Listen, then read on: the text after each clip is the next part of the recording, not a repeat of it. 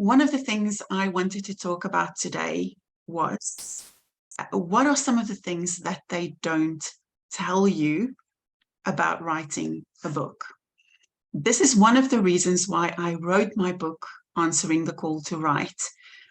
There were so many expectations I had of writing a book, publishing a book, and things that I believed about the process that just wasn't true. And some of that journey for me came with a lot of disappointment and heartache, frustration, having to start from scratch. There were two of my books that I had to completely start from scratch. In fact, my first children's book, Molly's Treasure, I had to redo 3 times. And in that process, as hard as it was, I learned some really valuable lessons. But I wanted to share specifically just 4 things that I wish I'd known before I started writing my book. And the first one is that when you have done the hardest part, then the harder part starts. Oh boy, I wish I knew this. So writing a book, finishing a manuscript, getting it ready for editing is hard work. Now, I am not surprised that they are comparing writing a book to childbirth, because it is like this very valuable entity that you carry in your heart and you nurture and you grow until it's complete, and then it is a push to get that book done. It is painful, and then you get that manuscript out, and then you're left with a baby that needs raising. You've got to clean it up, you've got to put a bow on it, got to make it look pretty, got to introduce it to all the family. It is really the hardest part, comes after the book has been written. So there's obviously a lot that goes into getting the book ready to be published and get it into the world. So you've got to look at editing and formatting and cover design and all those wonderful things. But there's even a bigger job at the end of that, and that is stewarding that message that you have invested so much time, effort, love, emotion into creating that book. So really, one of the things that I just wish I was more prepared for was the work, the effort, the time, and the investment, not just with time, but with money, that it was going to take to get that baby into the world. It does take a lot of time, planning, and investment. So that was number 1. Number 2,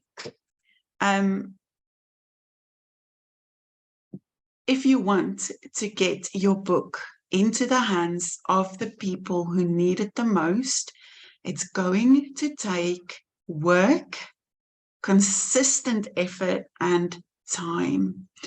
One of the things I thought would happen if I wrote my book is I would publish, it would be available, whether it's in a bookstore or on Amazon or wherever you fancy publishing.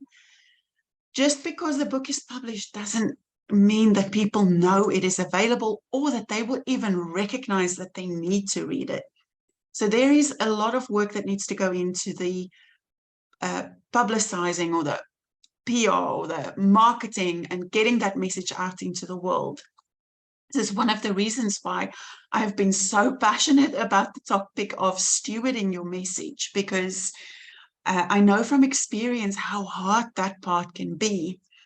Really helping people, or making that connection for people, like why would they need to read my book? Why is it important to get that message out, and what is the difference my story is going to make in somebody's life?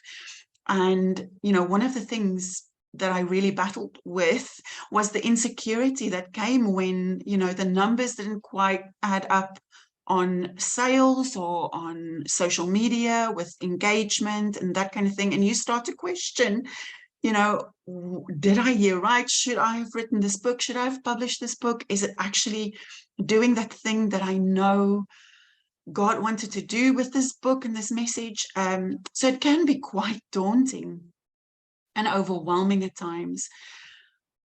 So it is really important to kind of think about what that looks like even before you start writing your book. How can I connect my message with the right audience? And also, why is my message so important? And it's not because we want to beef ourselves up or we want to feel, you know, like accomplished or anything. You need to believe in the message that you carry, or you will get discouraged, and you'll give up. And it's so important not to give up, because of what you carry is so valuable. There is a reason why God called you to write this book. And it's very tempting sometimes to just look at the numbers and go, I don't know if if what I believed was true. So I hope it's not just me. I'm just being super vulnerable here this afternoon, but I feel like that's one of the ways I wish I could have prepared my heart to just make sure that I am 120% convinced of the message that I carry. It's not really about the numbers.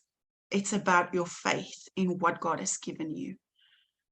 So that's really important. So number 3, the investment that you are going to make into your project, into this writing this book, is going to outweigh the return for a while. And I'm not just speaking about the financial investment, I'm also speaking about the emotional investment. I wish somebody had told me that there was going to be days when things were going to feel just intense. You do put a lot of time, a lot of money and resources into getting that book done. And you don't always receive the reward. And it's not just the royalties. Okay, royalties are great, and you should be rewarded for the work that you do. I'm not saying that you shouldn't get your royalties and you shouldn't get paid for the effort. And I know that for many authors, especially in the genre, you know, and the field that we work in, because we are kingdom writers, right?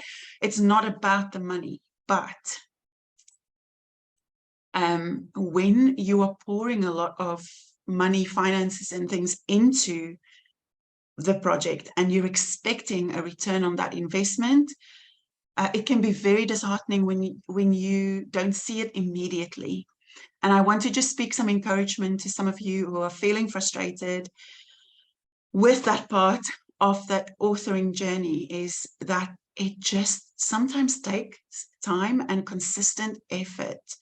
And I want to talk about the emotional side of it as well, because, you know, as an author or as a content creator, it's great when people engage with your content, or you get immediate feedback, or you get a review, or you get somebody that contacts you and said, I loved this thing that you did, right? I recently got a couple of people who contacted me to talk about a Bible reading plan, and I had another friend who gave my book to one of my children's books to a little girl who really needed it and was really blessed by it. And those returns on investment are amazing. It's amazing when it happens, but you need to be okay when it doesn't either.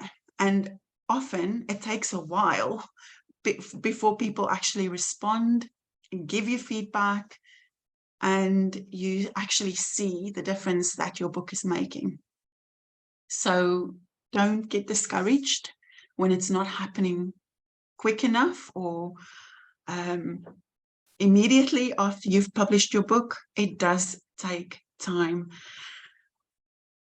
Last thing, number 4, and I think this is one of the most important things that I wish somebody had told me before I started writing a book.